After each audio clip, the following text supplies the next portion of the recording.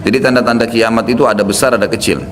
Tentu kalau tanda-tanda kiamat kecil banyak sekali, banyak sekali. Di antaranya hadis riwayat Muslimnya juga yang berbunyi, kata Nabi SAW, tidak akan terjadi kiamat sampai aku diutus menjadi Nabi. Hitunglah 6 tanda-tanda kiamat, ini kecil. Lahirnya aku, diutusnya aku, dan meninggalnya aku. Berarti sudah ada 3 dan sudah terjadi. Kemudian akan tersebarnya ya, penyakit taun, dan ini sudah terjadi zaman Umar radhiyallahu anhu. Terbebasnya Palestina di zaman Umar radhiyallahu anhu, gitu kan. Kemudian pembebasan negeri Persia terjadi di zaman Umar radhiyallahu anhu. Berkumpul semua itu. Jadi 6 tanda-tanda ini sudah kelihatan semuanya. Tanda-tanda kiamat yang kecil sudah terjadi, ada yang sedang terjadi sekarang dan ada yang belum terjadi.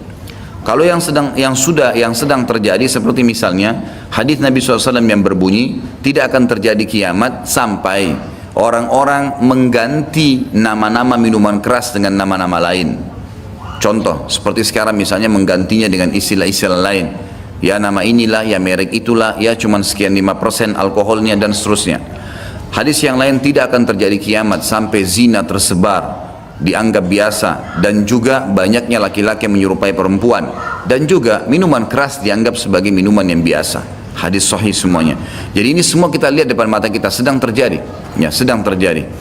Kemudian yang belum terjadi itu seperti misalnya kalau tanda-tanda kiamat kecil terakhir sekali namanya Malhamah Kubra, peperangan besar antara kaum muslimin dengan orang-orang Nasrani. Yang ini disebutkan panjang lebar dalam hadis Bukhari, lebih dari 3 lembar kalau tidak salah. Hadis ini berbunyi, kata Nabi SAW, kalian akan bersatu dengan Bani Asfar. Bani Asfar ini sebenarnya lebih tepatnya orang-orang Rum, ya, orang-orang Nasrani. Mereka akan bersatu, kalian akan bersatu dengan mereka untuk memerangi satu kaum, tapi tidak disebutkan kaum ini siapa. Yang jelas kita akan bersatu satu waktu dengan kelompok-kelompok Nasrani ini, kemudian kita bersatu memerangi satu kaum. Allahu a'lam siapa mereka. Sebagian ulama beristihad mengatakan komunis, ada yang mengatakan kapitalis, dan segala macam istilah, tapi kita beriman bahwasanya itu akan terjadi. Ringkas cerita, kalian akan memenangkan peperangan, pasukan tahaluf ini, sekutu ini akan menang. Kemudian setelah itu bubarlah semua pasukan dan tersisa pasukan di negeri Syam, Dan dari hadis ini juga ulama sekarang mengatakan kasus Syria ini akan berakhir dengan sendirinya, karena memang hadis ini menjelaskan adanya ketentraman di negeri Syam, ya, sebelum terjadi tanda-tanda kiamat besar. Pada saat itu pasukan muslimin, ya, sedang pulang ke negeri Syam bersama dengan pasukan Bani Asfar ini, ya, suku yang dikatakan dari bangsa Romawi. Kemudian mereka mengangkat bendera salib sambil mengayunkan dan mengatakan, kamilah yang telah memenangkan peperangan ini, maksudnya kekuatan Nasrani. Maka yang muslim sempat, teman-teman mereka mengatakan, ini kan kita sekutu, bagaimana caranya kalian mengaku ya memenangkan sendiri? Terjadi cekcok di antara mereka. Lalu kata Nabi SAW, akhirnya segelintir muslimin yang ada di situ Allah karuniakan mereka mati syahid, terbunuh semua. Lalu hari kedua beberapa muslimin bersatu untuk, ya, berperang, dan mereka juga dikaruniakan Allah mati syahid. Hari ketiga berkumpul lagi muslimin untuk mereka berpegang pada satu kesepakatan untuk tidak akan membiarkan bahwasanya orang-orang Nasrani menganggap menang sendiri. Maka akhirnya hari ketiga pun mereka diikram oleh Allah, dikaruniakan syahadah, mati syahid. Nanti hari keempat barulah berkumpul seluruh muslimin dari seluruh penjuru bumi. Lalu terjadilah perang besar antara kalian dengan Bani Ahmar, dan mereka dibawa naungan 80 bendera. Sebagian ulama hadis mengatakan mereka dibawa 80 negara. Jadi perang besar-besaran.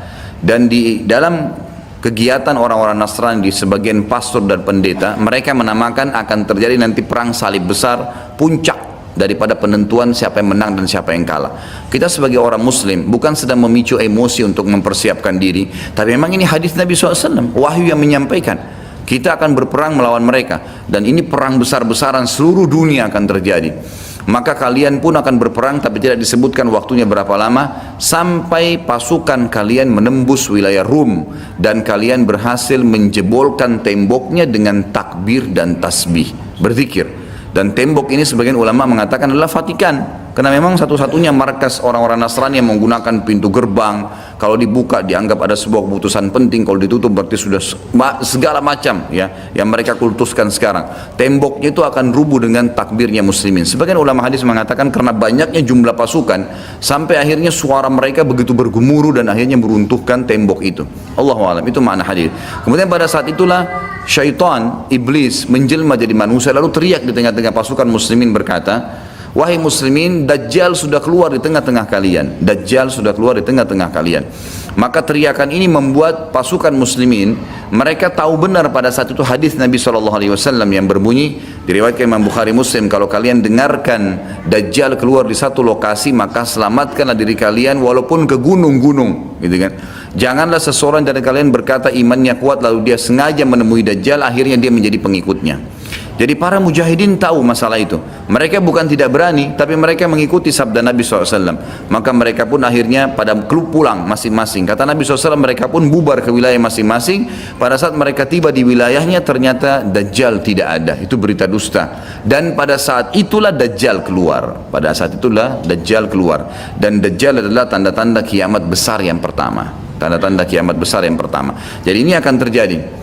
Ini sekaligus saya menitik beratkan, ya, tidak bolehnya sembarangan orang ngomong. Sekarang soalnya ada beberapa orang, semoga Allah berikan hidayah, menentukan tahun ya akan terjadi kiamat. Bagaimana caranya menentukan tahun? Ini tanda-tanda depan mata kita masih ada yang belum terjadi. Dan ini peperangan besar seluruh dunia, ini nggak main-main, ini bukan perang 1-2 hari. Ini peperangan yang besar sekali, gitu kan? Jadi Allahu alam kita masih menemukan atau tidak, tapi yang jelas menurut tanda-tanda sekarang kita masih ada di fase-fase tanda-tanda kiamat kecil yang sedang terjadi, tapi kita menyampaikannya, gitu kan. Yang jelas ini sesuatu yang masih Allahu alam berapa lama, tapi dari hitungan tahun tidak mungkin 20-30 tahun. Bukankah banyak orang menebak-nebak tahun 2000 sekian akan kiamat, 2000 sekian akan kiamat. Ini semua dari mana? Kita punya kiai dan guru kita Nabi Muhammad SAW menyampaikan kepada kita tanda-tandanya ada sebelum terjadi kiamat. Tanda-tanda itu tidak akan terjadi kiamat.